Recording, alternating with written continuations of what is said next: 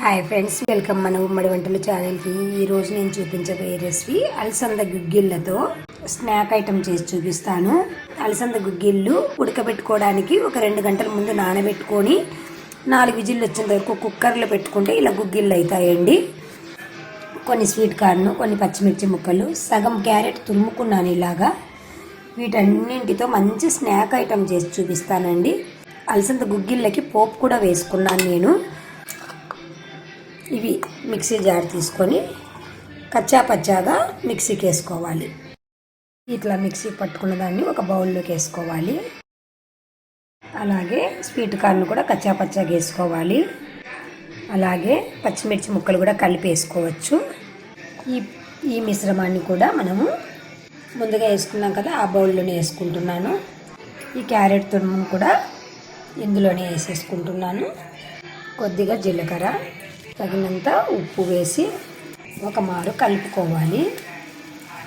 Binding కోసమని మైదా కానీ, నేనైతే గోధుమ పిండి వేసుకున్నాను. మైదా అయినా వేసుకోవచ్చు, గోధుమ పిండి అయినా వేసుకోవచ్చు. ఇలా బాగా అంతా కలిసేటట్టు కలుపుకోవాలి. మనకి ఎంత పడితే అంత వేసుకోవాలి, దీంట్లో లిమిట్ లేదు, మన ఇష్టము. ఇలా రెడీ చేసుకున్న ఈ పిండి ముద్దలో నుంచి చిన్న సైజు ఇలా చేసుకొని మనము వడల్లాగా ఒత్తుకొని, డీప్ ఫ్రైకి సరిపడా ఆయిల్ పెట్టుకున్నాను, వేడి చేసుకున్నాను. మరి ఎక్కువ కాగనివ్వకండి. ఇలా వడల్లాగా అయినా వేసుకోవచ్చు, చిన్న చిన్న పునుగుల్లాగా కూడా వేసుకోవచ్చు. ఎలా వేసుకున్నా కూడా టేస్ట్ బాగుంటాయండి. మీరు కూడా తప్పకుండా ట్రై చేయండి. ఇలా నేను ఒక వాయికి సరిపడా వేసుకుంటున్నాను. ఒకవైపు కాలాక రెండో వైపుకి తిప్పుకోవాలి. చాలా సింపుల్ ప్రాసెస్ అండి,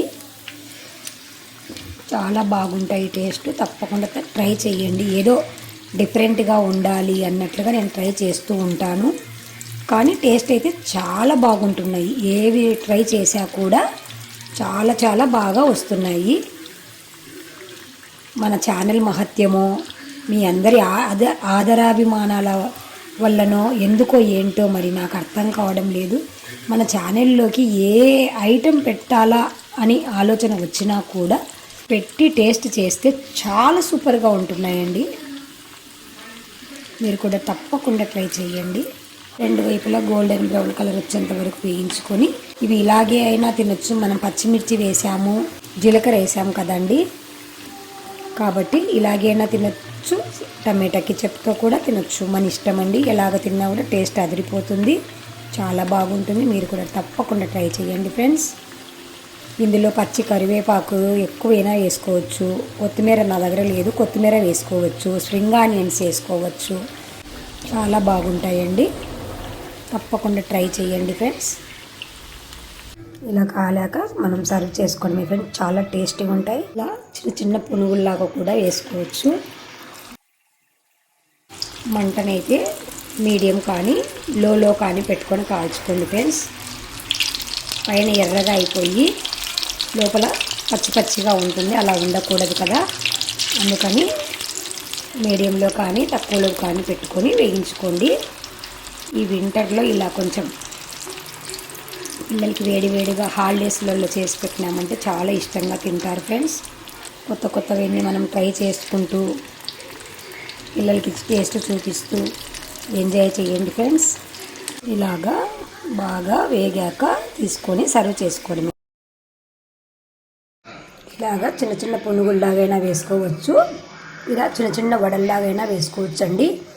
ఎలా వేసుకున్నా టేస్ట్ చాలా బాగుంటుంది. తప్పకుండా మీరు ట్రై చేసి మీకు ఎలా వచ్చాయో మాకు కామెంట్ రూపంలో తెలియజేస్తూ ఉండండి ఫ్రెండ్స్. Bye bye friends.